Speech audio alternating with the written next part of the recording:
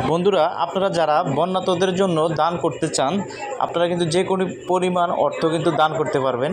তো সেজন্য আপনাদেরকে যেটা করতে হবে, আপনারা বিভিন্নভাবে দানটা করতে পারবেন। জাস্ট বিকাশটা যেহেতু সবাই ব্যবহার করতেছেন, তাই বিকাশ দিয়ে আমরা দেখাচ্ছি কীভাবে আপনার বন্যাতদের মধ্যে দান করবেন। প্রথমে আপনি বিকাশ যে অ্যাপসটি রয়েছে সেটি যাবেন, যাওয়ার পর আপনার পিন থাকলে সেটা দিয়ে দিবেন।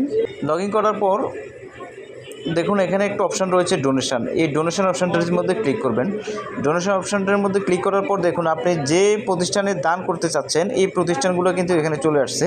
তো এই প্রতিষ্ঠানের অ্যাকাউন্ট নাম্বারগুলো এখানে সেট করা রয়েছে। আপনি কি করবেন, যেমন আপনি যে কোনো একটা প্রতিষ্ঠানে আপনি দান করতে পারেন। যেমন আমি চিন্তা করতেছি যে আমি আল সুন্নাহ ফাউন্ডেশনে দান করব।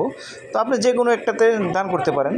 তো আমি আল সুন্নাহ ফাউন্ডেশন সিলেক্ট করলাম। সিলেক্ট করার পর উপরে দেখুন লেখা রয়েছে যে আমি আমার পরিচয় শেয়ার করতে চাই না। তাহলে যদি আপনি আপনার পরিচয় শেয়ার করতে চান না এটা হয়, তাহলে আপনি টিক দিয়ে দিবেন। এখানে যদি আপনি আপনার নামটা শেয়ার করতে চান না, তাহলে আপনার নাম এবং ইমেল এগুলো আপনি দিতে পারবেন না, অপশানটা পাবেন না। আর যদি আপনি আপনার পরিচয় দিতে চান তাহলে এই টিক চিহ্নটা উঠাই দিবেন। উঠানোর পরে আপনি এখানে আপনার নামটা দিয়ে দিবেন সুন্দর করে, যেমন আমার নাম মোহাম্মদ ওসমান গনি। তারপরে এখানে হচ্ছে আপনার ইমেল নাম্বারটা দিবেন।